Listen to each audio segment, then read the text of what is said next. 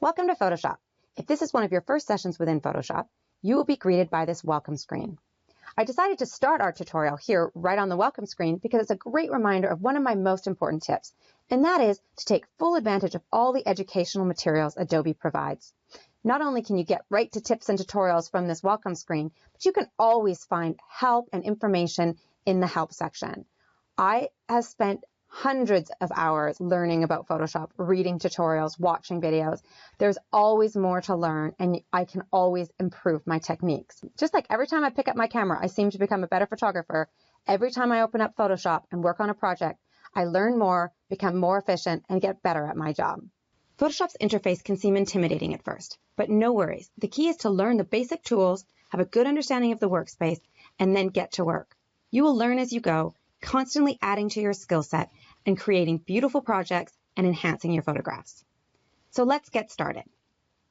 To open a new file, simply click on File. You can create a new document, open an existing one, or browse your images in Bridge. Bridge is an incredibly important tool you definitely want to be using.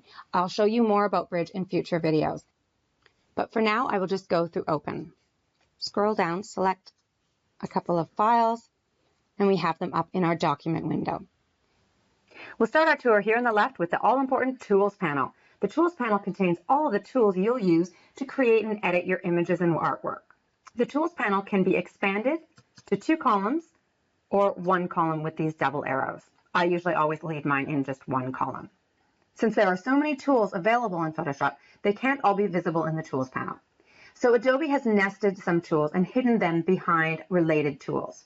So for example, when we hover over the Marquee tool, the name of the tool comes up, Rectangular Marquee Tool. If we right-click while hovering, the hidden tools will also appear. Now we can see and choose from Rectangular Marquee Tool, Elliptical Marquee Tool, Single Row, and Single Column.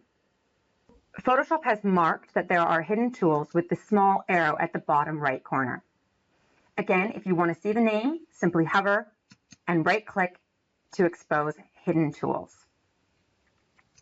I won't go into detail about all of the tools at the moment, but it's important to note that when you click on a tool, something up here changes. Yes, this is your options bar, and when you select a tool, Photoshop displays different options related to that tool. So for example, when I hit crop, now I have options here that relate to how I want to crop my image. Next, we have the panels docked here on the right. Panels are where you modify and monitor your work. Perhaps one of the most important panels in Photoshop is your Layers panel. You will spend a lot of time here in your layers, getting to know them and having them work for you. Panels can be grouped, stacked, or docked, and you can move them according to what works best for your workflow. To see these panels, I simply click on the double arrows to expand the panels and collapse. I almost always have my History panel available, Actions if I'm working with actions, and Properties. If there are panels that you want visible that are not showing, you can go over to Window and click them. You can also click and drag on a panel to make it a free-floating panel. And if you want to move it back, again, just click and drag it back. You can move them around to whatever works best for you in your personal workspace. We view our files in document windows, which are tabbed by default. If you'd like to view them differently, again, you can go to Window and Arrange.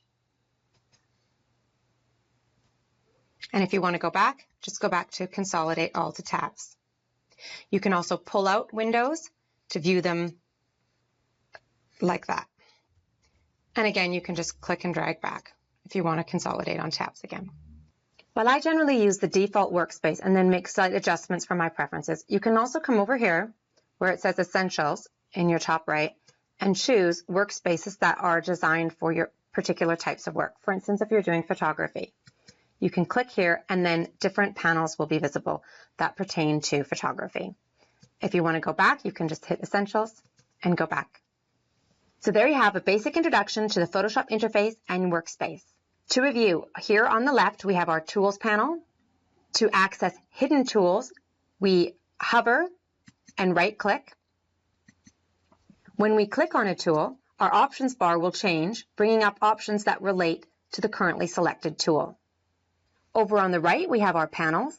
We can dock them and group them and move them. In our panels, we have our Layers panel, which is perhaps one of the most important skills to learn in Photoshop, and we'll get into that in our next video. We have our document windows, which can be tapped, free-floating, rearranged, and as well we have options here to select different kinds of workspaces. Thanks so much for joining me in our first Photoshop tutorial, and in our next video I'll show you a basic photo edit from start to finish using the Layers panel and incorporating some of the most commonly used tools.